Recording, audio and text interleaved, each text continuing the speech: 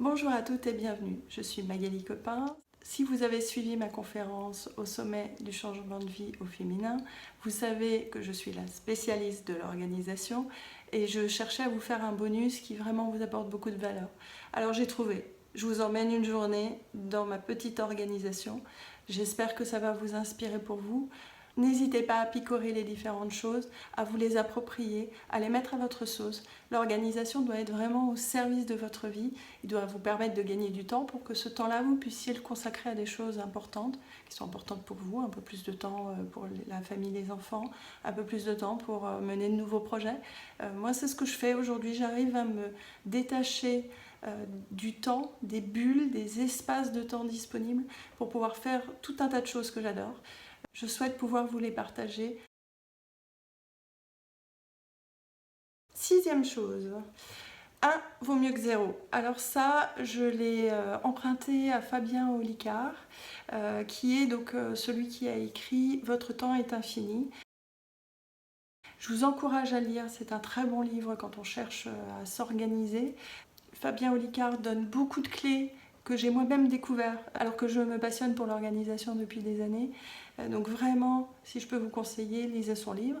Et dans ce livre-là, il y a notamment une chose, un truc qu'il donne et que j'ai trouvé génial et que je n'avais pas forcément intégré, c'est que 1 vaut mieux que 0.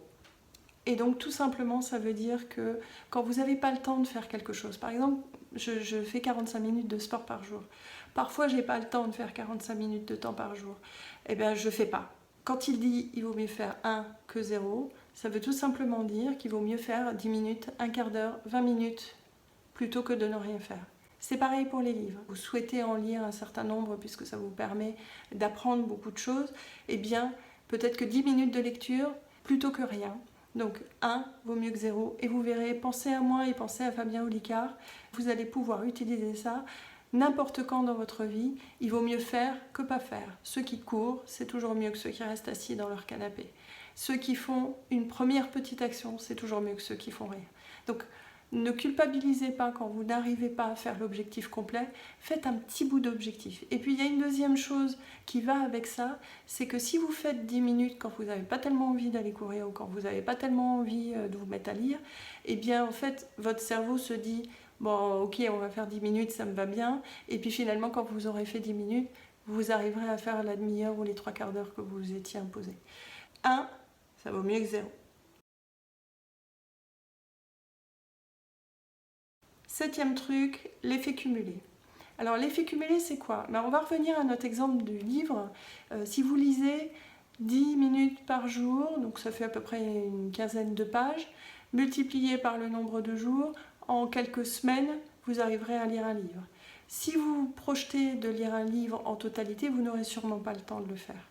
Donc l'effet cumulé c'est vraiment toutes ces choses que vous allez faire un peu dans votre quotidien et qui fait qu'au bout d'un moment, ça va devenir des grandes choses. Alors c'est aussi un peu lié à ce qu'on a vu précédemment sur le 1 vaut mieux que 0, mais c'est surtout cet effet cumulé qui fait que quand vous faites des petites choses tous les jours, mais ça devient des grosses choses. Alors ça aussi, c'est un livre de Darren Hardy que je vous conseille de lire. Il était longtemps épuisé tellement il avait fait un tabac.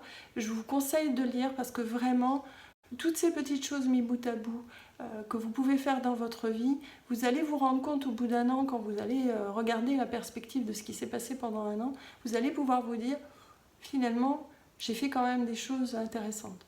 On est aujourd'hui dans une société de consommation rapide, du fast-food, il faut aller vite, il faut obtenir vite, il faut vite tomber amoureux, il faut vite avoir une vie, il faut vite avoir des enfants, il faut vite... Voilà, tout est vite et on ne sait plus attendre. Et justement, cet effet cumulé-là, ça nous rappelle que quand ça bouge un tout petit peu tous les jours, finalement, au bout d'une année, on a beaucoup bougé.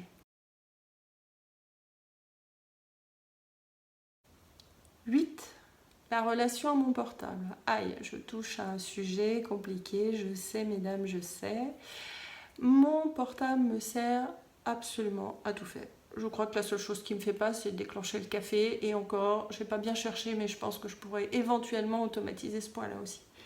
Il me sert à tout. Il me sert à aller sur mes réseaux sociaux, il me sert à faire des mails, il me sert à appeler, il me sert dans toutes mes applications qui permettent de maîtriser mes objectifs. Tout est à portée de main via ce téléphone portable. Alors vous allez me dire, c'est quoi l'organisation que tu nous proposes avec notre téléphone? C'est ultra simple. Retirez toutes les notifications. Toutes les notifications. Je vous vois avoir du mal à respirer, je sais. Moi aussi, c'était pas forcément très simple. La seule chose que j'ai gardée, c'est mon téléphone, donc les appels téléphoniques, parce que je pars du principe que ma famille peut m'appeler et mes amis qui ont besoin de moi peuvent m'appeler. Et accessoirement, c'est aussi comme ça que mes clients prennent rendez-vous. Et puis, les SMS, toujours pour les mêmes raisons. J'ai mis WhatsApp parce que toutes mes copines maman sont sur WhatsApp et que je loupe un max d'informations si je ne suis pas sur WhatsApp. C'est les 3 types de notifications que j'ai. Tout le reste, je l'ai supprimé. Je n'ai plus l'interruption de mon téléphone à longueur de journée. Je me planifie dans ma journée un certain nombre de fois où je vais aller consulter mes mails, où je vais aller regarder mes réseaux sociaux, où je vais répondre. Je prends le temps, mais ce n'est pas la machine qui m'interpelle, c'est moi qui interpelle la machine quand je suis disponible. Vous verrez, au début ça semble insupportable, insurmontable.